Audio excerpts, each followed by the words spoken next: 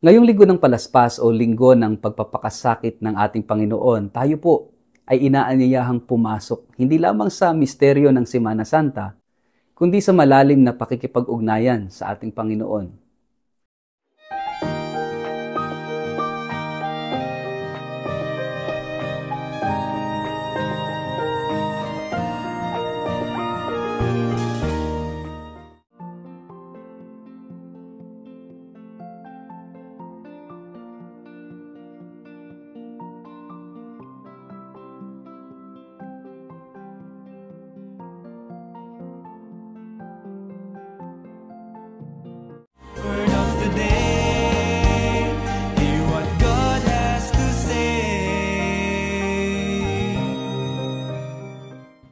Mapagpalang araw po sa inyong lahat. Kumusta po kayo?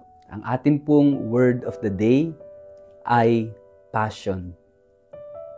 Mga kapatid, ngayong araw na ito ay ipinagdiriwang natin ang linggo ng palaspas, tinatawag ding linggo ng pagpapakasakit ng Panginoon. Isang espesyal at makahulugang araw ito sapagkat dalawang magkaibang mukha ng kwento ni Jesus ang ating ginugunita. Sa simula, naroon ang masayang pagsalubong kay Jesus sa kanyang maluwalhating pagpasok sa Jerusalem. Ang linggo ng palaspas. Ngunit di naglaon, maririnig din natin ang kwento ng matinding paghihirap at kamatayan ni Jesus sa krus. Ang linggo ng pagpapakasakit. Para bang roller coaster ng emosyon ang araw na ito. Mula sa Hosana hanggang sa ipako siya sa krus. Sa loob lamang ng ilang araw, ano ang mensahe nito para sa atin? Ito ang ating pagninilayan ngayon. Sa unang bahagi ng ating pagdiriwang, inalala natin ang malulhating pagpasok ni Jesus sa Jerusalem. Masayang sinalubong si Jesus ng napakaraming tao. Iwinagayway nila ang mga sanga ng palma o ng palaspas bilang parangal sa Kanya. Sinasalubong nila siya gaya ng isang hari at sumisigaw, "Hosana sa anak ni David, pinagpala ang dumarating sa ngalan ng Panginoon." Kinilala nila si Jesus bilang Mesiyas na matagal na nilang hinihintay. Puno ng pag-asa at kagalakan ang pagpasok na iyon. Subalit kapansin-pansin na si Jesus ay nakasakay lamang sa isang munting asno, hindi sa isang marangyang kabayo. Ipinapakita nito na ang kanyang pagiging hari ay mapagpakumbaba at payak, hindi palalo o mapang-api. Kaya naman ang linggo ng palaspas ay paanyaya sa atin na kilalanin si Jesus bilang hari ng buhay, isang hari na mapagpakumbaba at handang paglingkuran ng iyong lahat. Ngunit pakalipas lamang ang ilang araw mula sa masayang pagsalubong na iyon, nagbago ang ihip ng hangin. Ang mga taong sumigaw ng Hosana ay tila naglaho at sa halip ay ibang sigaw ang madla. Ipako siya sa krus. Ito naman ang diwa ng pagpapakasakit ng Panginoon. Sa ebanghelyo ng pasyon na narinig natin, nasaksihan natin ang paghihirap ni Jesus. Pinagtaksilan siya ni Judas, tinalikuran ng kanyang mga alagad, hinatulan ng hindi makatarungan, pinahirapan. Pinasan niya ang krus patungo sa Kalbaryo. Ang parangal ng palaspas ay nauwi sa koronang tinik. At ang masiglang pagsalubong ay napalitan ng malulupit na hiyaw ng mga tao na humihiling ng kanyang kamatayan. Mga kapatid, bakit kailangang pagdaanan ni Jesus ang lahat ng ito? Alam natin na ito ay bahagi ng dakilang plano ng Diyos para sa ating kaligtasan. Si Jesus ay hindi dumating para magdala ng panandaliang tagumpay, kundi upang iligtas tayo mula sa kasalanan at kamatayan sa pamamagitan ng kanyang paghahandog ng sarili. Ang kanyang pagpasok sa Jerusalem ay tanda ng kanyang kahandaang sumunod sa kalooban ng Ama. Kahit alam niyang hahantong ito sa krus, buong puso niyang tinanggap alang-alang sa atin. Sabi nga ni San Pablo tungkol kay Kristo, bagamat siya ay Diyos, nagpakababa siya at naging masunurin hanggang kamatayan, kamatayan sa krus. Ipinapakita sa atin ni Jesus na ang tunay na kaluwalhatian ay nagmumula sa sakripisyo at nagpapakumbaba sa pag-aalay ng buhay para sa kapwa.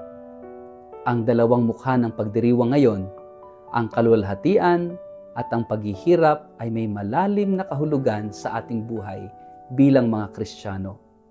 Madali para sa atin ang magpuri at magsaya kapag ramdam natin ang presensya ng Diyos sa masasayang pangyayari ng buhay, katulad ng mga taong nagdiwang sa pagdating ni Jesus.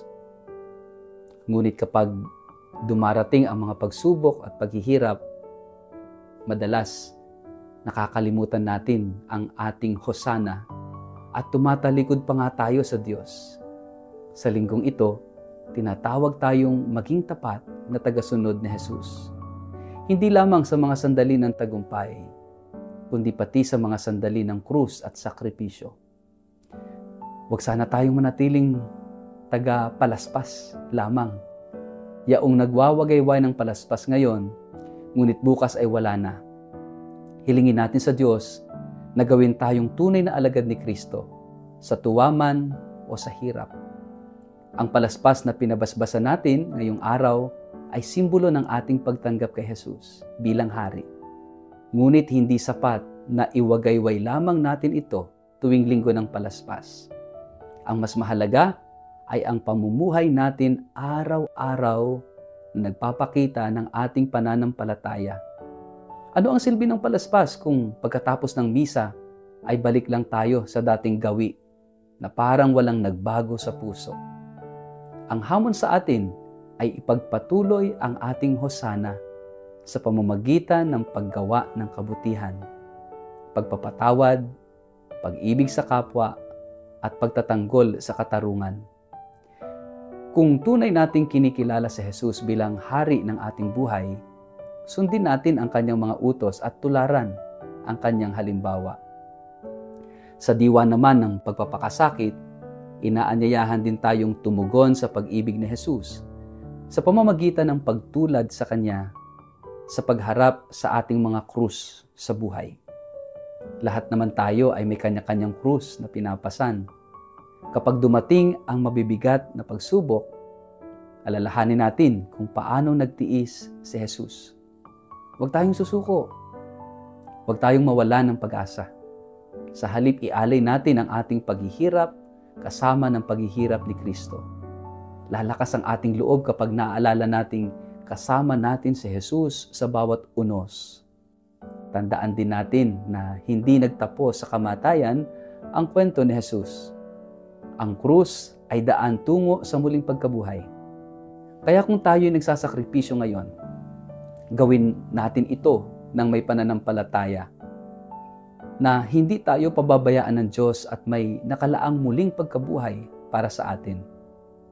Mga kapatid, sa pagunita natin sa linggo ng palaspas at pagpapakasakit ng Panginoon, naway manatili sa ating puso ang mensahe ng pag-ibig at katapatan.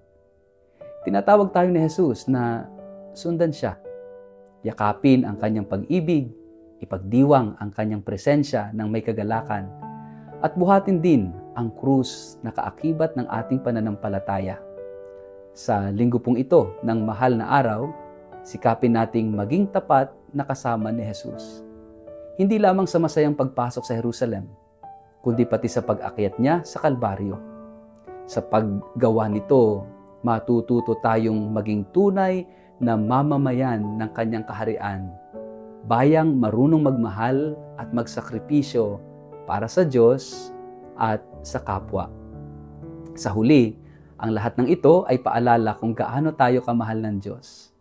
Buong pusong pumasok si Jesus sa Jerusalem at tiniis niya ang hirap ng pasyon dahil mahal niya tayo at ayaw niya tayong manatili sa kadiliman ng kasalanan at kamatayan. Tugunin natin ang pag-ibig na ito. Ialay natin hindi lamang ang palaspas kundi pati ang ating sarili sa Kanya. Isama rin natin ang maliliit nating sakripisyo bilang pakikiisa kay Kristo. Sa ganitong paraan, ang ating pagdiriwang ngayon ay hindi lamang isang tradisyong taon-taon, kundi isang buhay na panawagan tungo sa pagbabagong loob at mas malalim na pananampalataya. Mga kapatid, dalangin ko po na sa ating pag-uwi, sa ating mga gawain, ay baon natin ang aral ng linggong ito. Maging totoo sana ang ating hosana, hindi lamang sa sigaw kundi sa gawa. At kung dumating ang pasyon sa ating buhay, manatili tayong nakatindig sa paanan ng krus kasama ni Maria. Sapagkat doon sa ating katapatan at pananalig, matatagpuan natin ang tagumpay at buhay na walang hanggan na handog ng Panginoong Hesukristo. Pagpalain po kayo. Ingatan palagi ng makapangyarihang Diyos, Ama at Anak at Espiritu Santo. Amen.